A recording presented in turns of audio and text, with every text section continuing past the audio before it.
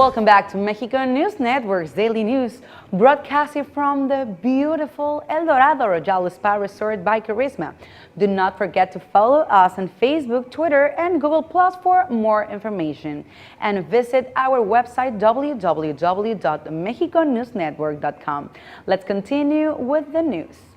Next time you visit Mexico, you have to try churros, a delicious pastry made from fried dough.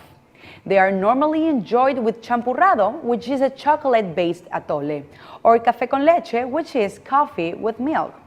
Though their exact origins are uncertain, it is believed that in China, Portuguese merchants first tasted youtiao, fried pastry stripes eaten for breakfast. The Portuguese made them back home in the Iberian Peninsula, but they added sugar, which is essential how the churro as we know it today was born. Spanish shepherds are the ones who made this dish popular, as they wouldn't have access to fresh bread in the mountains for weeks. The youtiao idea took force, allowing them to cook their own substitute using flour, water, and oil. In the 16th century, Spanish conquistadores were the ones who introduced them to Latin America, including to the area which would eventually become Mexico. They come in many shapes, but it is their particular taste that makes them unique. You can find them dusted with sugar and cinnamon, filled with chocolate, marmalade, or cream.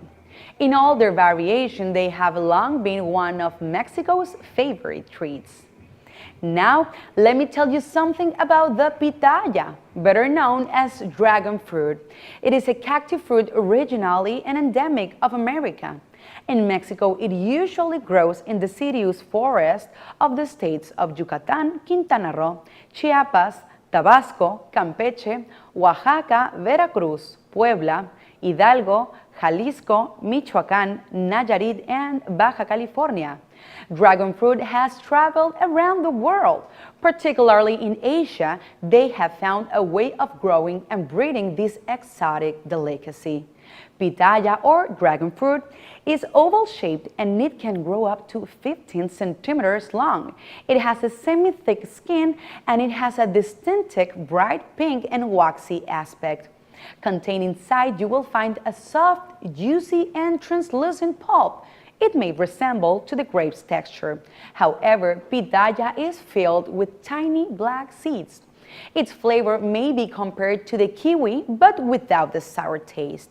Au contraire, it is very sweet. The best ones are definitely found between the months of July and October.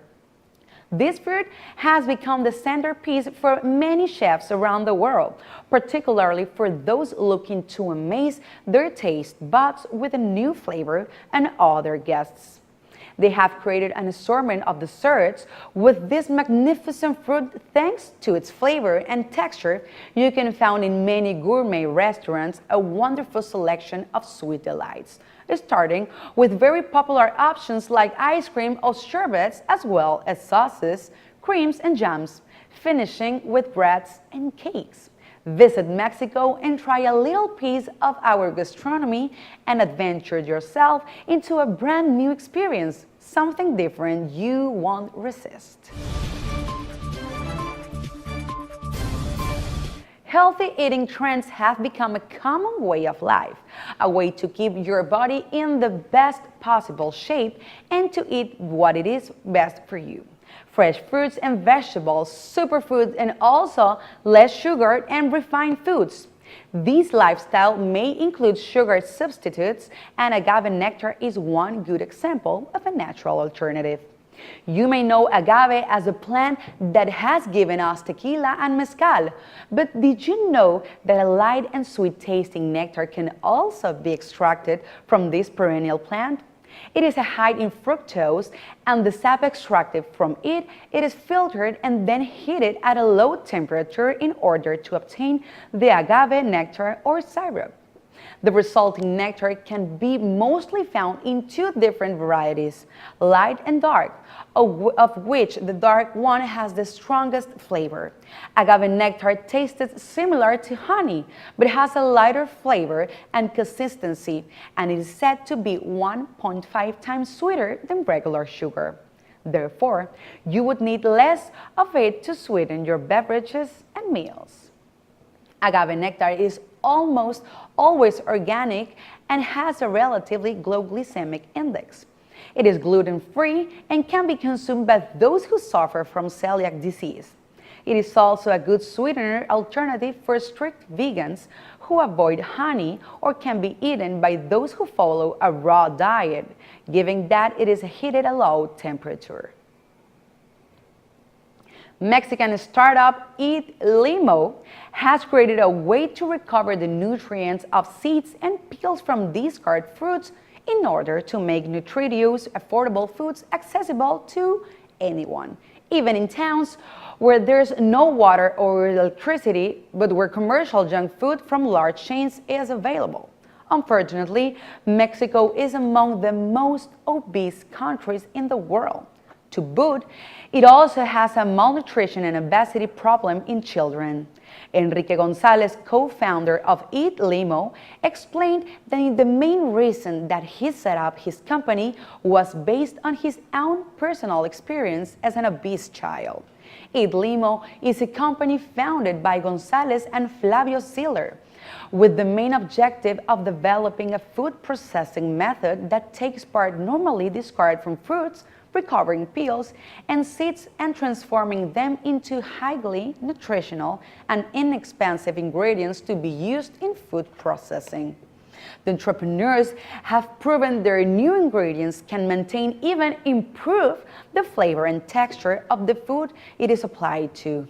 It provides the fiber and nutrients and saves production costs. For now, they have been adding limo to baked goods, for which they have reduced the use of ingredients such as eggs and oil. They are also planning to take steps into adding this innovative ingredient in cold meats and dairy. Eat Limo began circulating as a project in 2013 and was named by the Inter-American Development Bank as one of the 16 most innovative startups to take part in demand solutions in September 2014, and it was selected among 200 projects from 22 countries as an idea for improving quality of life.